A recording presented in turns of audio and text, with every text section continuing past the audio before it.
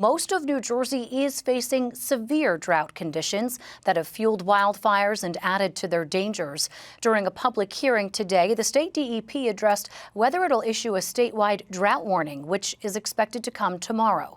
Senior correspondent Brenda Flanagan reports on the latest conditions and what that warning will mean for you.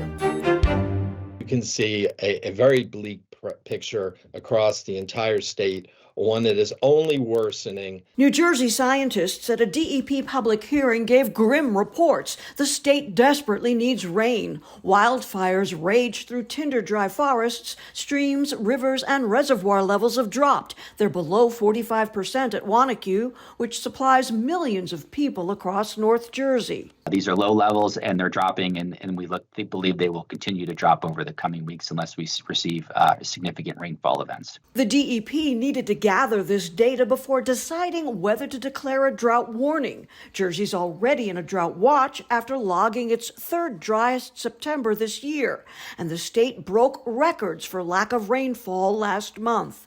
To add insult to injury, along came a map I never thought in my 30-plus years as state climatologist I would see, and that was essentially a shutout for precipitation in the month of October. The state averaged 0.02 inches of rainfall in October. Normal would be 4.19 inches. A drought warning declaration by DEP Commissioner Sean LaTourette could involve restrictions on reservoirs and water companies.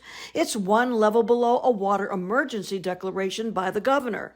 In Livingston, where a wildfire flared over 190 acres 2 weeks ago, water department officials complained the DEP should have acted sooner.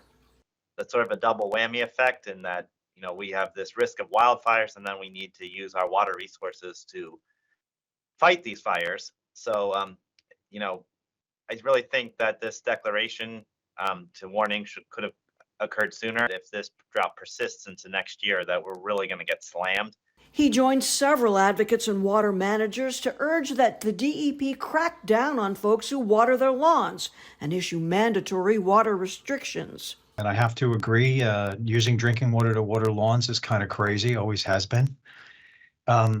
My comment is I thought the drought watch warning was late, and I would really like to move to drought emergency so that we stop people from watering their lawns. The point that really has to be made is that 1 out of every 3 gallons that's being used in the summer is lawn irrigation. A small fraction of homeowners that are irrigating, we have to start putting some type of regulation on those. The drought's having an outsized impact on farms and also worries homeowners who both draw their supplies from groundwater.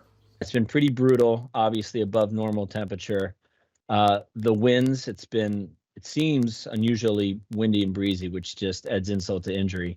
We've been managing our vegetable crops with, we only use drip irrigation, but we've been running it pretty much nonstop. I would like to know if anyone is collecting any information on the private drinking water wells, and if there's been any reports of private drinking wells being negatively impacted by the drought. The deadly wildfires and water restrictions arise from climate change, said conservation advocate Doug O'Malley. We are not Arizona, of course, but culturally we kind of act like we never will become Arizona.